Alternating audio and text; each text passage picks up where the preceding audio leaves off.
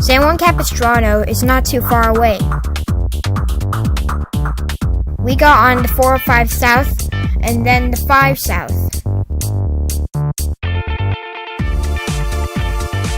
It's only 55 miles and an easy drive.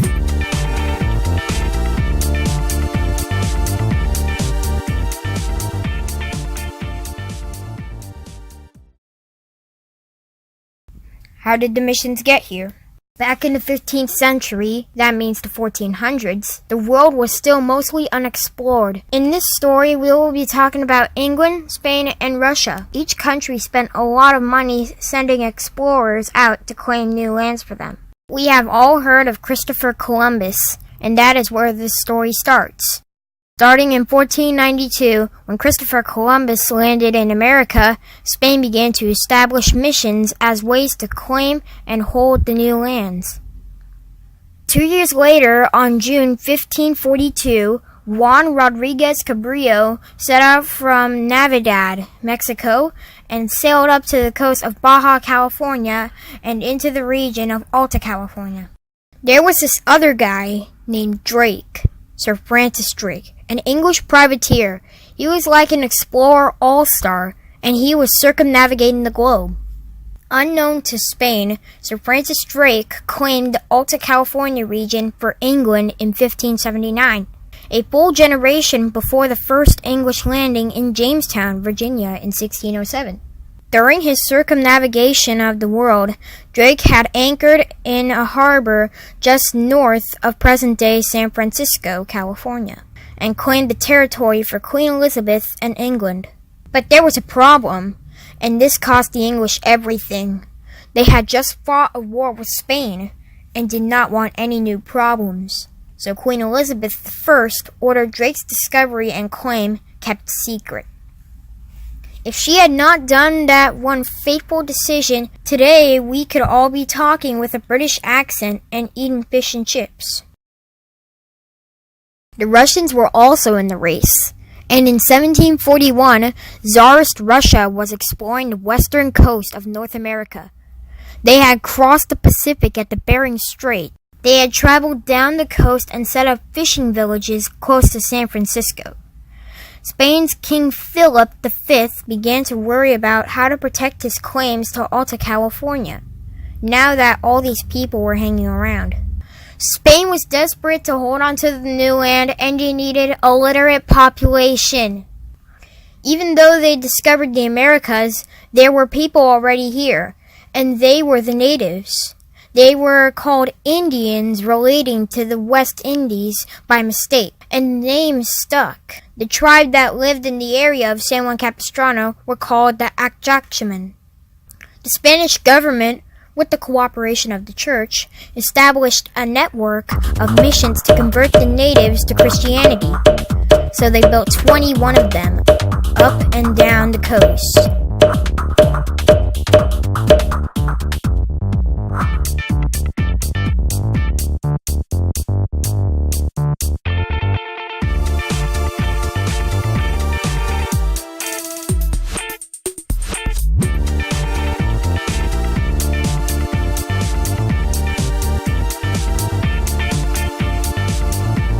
Each one a day's travel from the other.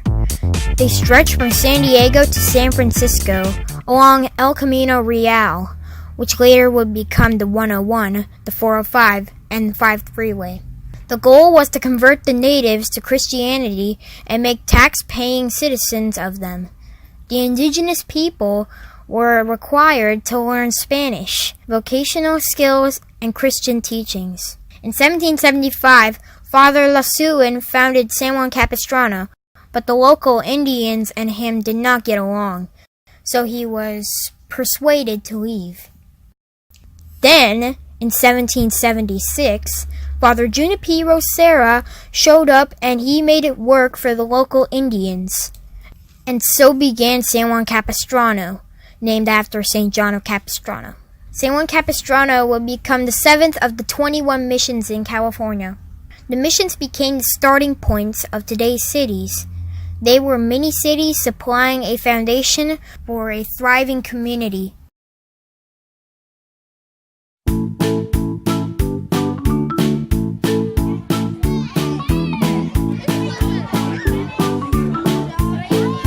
There were no trees and usable lumber in the area of the mission, so they had to use what they had, and that was mud. This is called adobe bricks. It's pretty simple. You get a bowl of mud, press it into a frame, let it dry for 30 days, repeat 60,000 times, and you got a house. The bricks used for the mission actually are much larger and weighed 60 pounds. I had a lot of fun making the brick, but to be honest, I didn't like getting my hands dirty.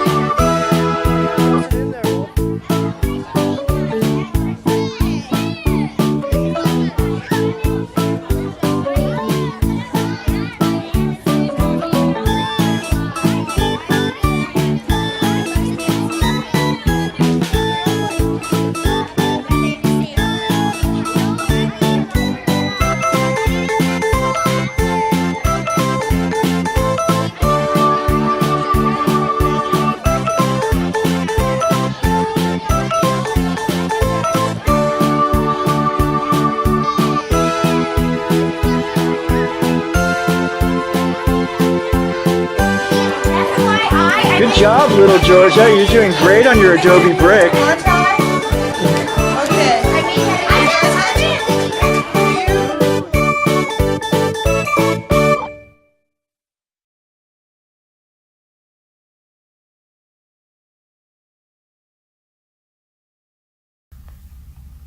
They began constructing the church in 1797 and completed it in 1806. In 1812, there was a giant earthquake that leveled the church, which was made from stone.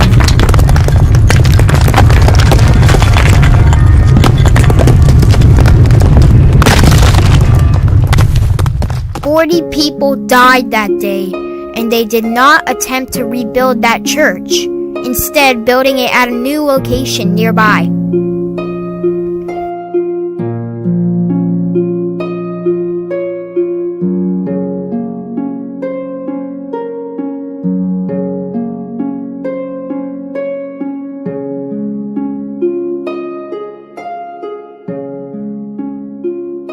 In 2000, they began to repair the church to keep it from crumbling further. Using modern techniques, they were able to connect the 4 broken pieces of the dome, keeping this landmark around for many more years.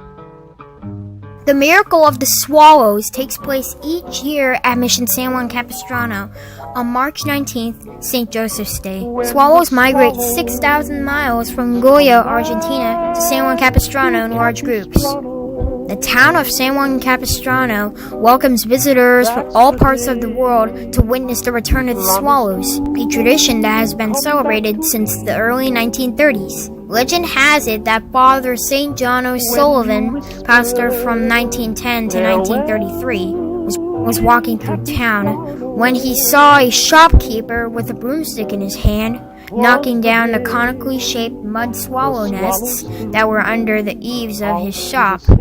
The birds were darting back and forth through the air, squealing over the destruction of their homes. "What in the world are you doing?" O'Sullivan asked. "Why, these dirty birds are a nuisance and I'm getting rid of them," the shopkeeper responded. "But where can they go?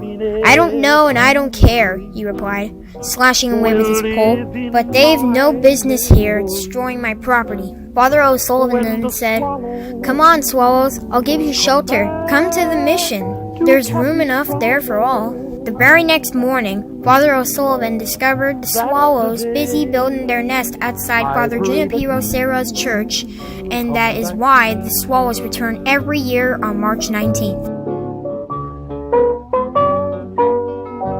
San Juan Capistrano was a lot of fun. I learned what life was like in the mission nearly 250 years ago. I can't wait to go back March 19th to see the swallows. The end.